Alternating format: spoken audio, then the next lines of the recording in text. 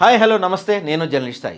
ఒకసారి మనం ఏపీ రాజకీయాల్లో 2014, 2019, 2024 ఈ 3 ఎన్నికలను పరిశీలిద్దాం.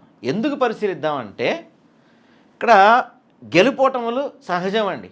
ఎందుకంటే మన ఎలక్షన్ విధానం ఎలా ఉంటుందంటే ఒక్కోసారి ఓటింగ్ పర్సెంట్ ఎక్కువ వస్తుంది, కానీ సీట్లు తక్కువ వస్తాయి. కొన్నిసార్లు సీట్లు ఎక్కువ వస్తాయి, ఓటింగ్ తక్కువ వస్తుంది. ఎందుకంటే రకరకాల మార్జిన్స్, రకరకాల కథలు, ఈక్వేషన్స్ ఉంటాయి కాబట్టి. కానీ గెలిచినా ఓడినా, ఈ పాయింట్ గుర్తుపెట్టుకోవాలి, గెలిచినా ఓడినా ప్రతి ఎలక్షన్స్లో 40% ఓటు బ్యాంక్ సాధిస్తుంది వైఎస్ఆర్సీపీ. ఇది చిన్న విషయం కాదు. ఇది మొట్టమొదటిసారి 2014లో ఎన్నికలకు వెళ్ళారు జగన్మోహన్ రెడ్డి గారు. దాంతోపాటుగా ఇంకో పాయింట్ ఏంటంటే జగన్మోహన్ రెడ్డి గారు ఇంతవరకు ఏ పార్టీతో కూడా పొత్తు పెట్టుకోవాలి, ఒంటరిగా ఎన్నికలకు దిగుతున్నారు. ఒంటరిగా 40% ఓటింగ్ సాధిస్తున్నారు. వేరేస్ మిగతా పార్టీలు చూస్తే పొత్తు పెట్టుకుంటే ఒక రకమైన ఓటింగ్ వస్తుంది, పొత్తు పెట్టుకోకపోతే ఇంకో రకమైన ఓటింగ్ వస్తుంది. అందుకని మళ్ళీ పొత్తులు పెట్టుకుంటున్నారు అందరూ కలిసి. అంటే కొన్ని బంచ్ ఆఫ్ పార్టీలు కలిస్తే వచ్చే ఓటింగ్ జగన్మోహన్ రెడ్డికి ఒక్కరికే సాధ్యం అవుతుంది. ఎన్నికల్లో ఓడిపోయినా ఎన్ని జరిగినా సరే ఎక్కడా కూడా ఓటింగ్ శాతం చెక్కు చెదరట్లేదండి. అది హైలైట్ పాయింట్. ఇక్కడ మనం ఒక్కసారి గమనిద్దాం. 2014 ఎన్నికలు ఇవి. ఎలక్షన్ కమిషన్ ఇచ్చిన ఎన్నికలండి, మనం ఏదో ఊరికే చెప్పట్లేదు. ఇవన్నీ ఎలక్షన్ కమిషన్ ఇచ్చిన గణాంకాలు ఇవన్నీ. 2014 ఎన్నికలు చూస్తే కనుక మనం అప్పుడు 2014లో తెలుగుదేశం బీజేపీ కలిసి పోటీ చేశాయి. వెనకాల నుంచి ముసుగులో పవన్ కళ్యాణ్ కూడా సపోర్ట్ చేశారు.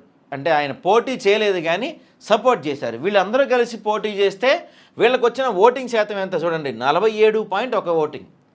47.1% ఓట్లు వస్తే వీళ్ళకి వచ్చిన సీట్లు 106. వేరేజ్ మొట్టమొదటి ఎన్నిక రాష్ట్రం విడిపోయిన తర్వాత జగన్మోహన్ రెడ్డి వెళ్తున్న ఫస్ట్ ఎన్నికల్లోనే వైఎస్ఆర్సీపీకి వచ్చిన పార్టీ ఓట్లు ఏంటంటే 44.6% ఓట్లు. గెలిచిన సీట్లు 67 సీట్లు. ఇక్కడ మీరు చాలా క్లియర్గా చూడండి, ఓడిపోయిన పార్టీకి గెలిచిన పార్టీకి మధ్య అంతరం ఎంత ఉందండి? జస్ట్ 3% కన్నా తక్కువే, 4% కన్నా తక్కువే ఉంది. ఇది ఇక్కడ ఒక పాయింట్. 44% ఓటింగ్ సాధించింది ఓడిపోయినా కూడా. అదే మనం 2019 ఎన్నికలు చూద్దాం. 2019 ఎన్నికల్లో వీళ్ళు విడివిడిగా పోటీ చేశారు. అంటే వైఎస్ఆర్సీపీ ఎప్పుడు ఒంటరిగానే పోటీ చేస్తుంది. ఆ తర్వాత తెలుగుదేశం పార్టీ ఒంటరిగా పోటీ చేసినట్టు నటించారు. ఆ తర్వాత జనసేన, సిపిఐ, తర్వాత Bahujan Samaj party, communist party వీళ్ళందరూ కూటమి కట్టారు అప్పట్లో, జనసేన తరపున వీళ్ళంతా. ఆ తర్వాత భారతీయ జనతా పార్టీ వీళ్ళు ఇండిపెండెంట్గా వాళ్ళు ఒంటరిగా పోటీ చేశారు. ఇక్కడ చూడండి, ఇక్కడ వైఎస్ఆర్సీపీ గెలిచింది. వీళ్ళకి వచ్చిన ఓటింగ్ శాతం ఎంత? 49.9. అంటే దాదాపుగా 50% ఓటింగ్ సాధించారు.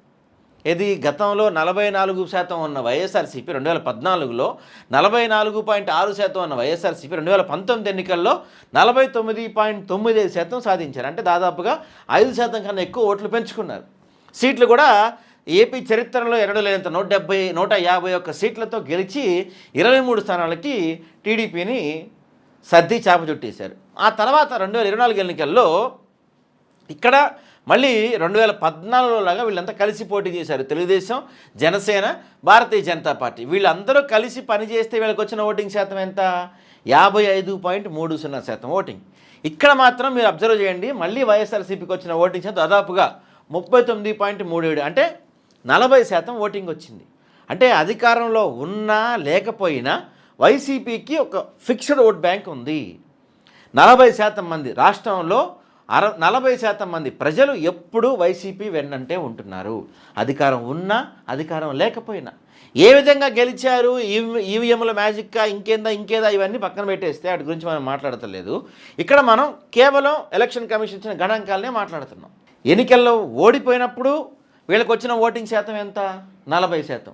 గెలిచినప్పుడు వచ్చిన ఓటింగ్ శాతం ఎంత? 50%. అంటే ఇక్కడ 3 పార్టీలు కలిస్తే, అంటే తెలుగుదేశం, జనసేన, బీజేపీ కలిస్తే వీళ్ళకి 55%, 50% ఓటింగ్ వస్తుంది. ఇక్కడ వాళ్ళు ముగ్గురు విడిపోతున్నారు. కానీ గెలిచినా ఓడినా వైఎస్ఆర్సీపీ వైపు మాత్రం 40% మంది ఓటింగ్ ఎప్పుడు జగన్ వెన్నంటే ఉంటున్నారు.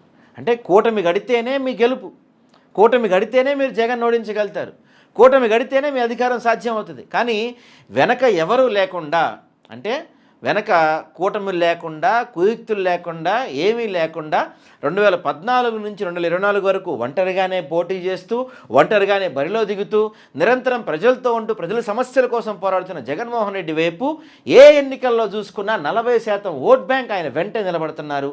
మీ వెంట మేము ఉంటామని చెప్తున్నారు. ఇది కదా ఒక రాజకీయ నాయకుడు గెలుపు అంటే, ఇది కదా ఒక పార్టీ సాధించిన విజయం అంటే. గెలుపోవటం వల్ల ఏముందండి, ఒక ఎన్నికల్లో గెలుస్తాం, ఒక కుటుంబంలో ఓడిపోతాం.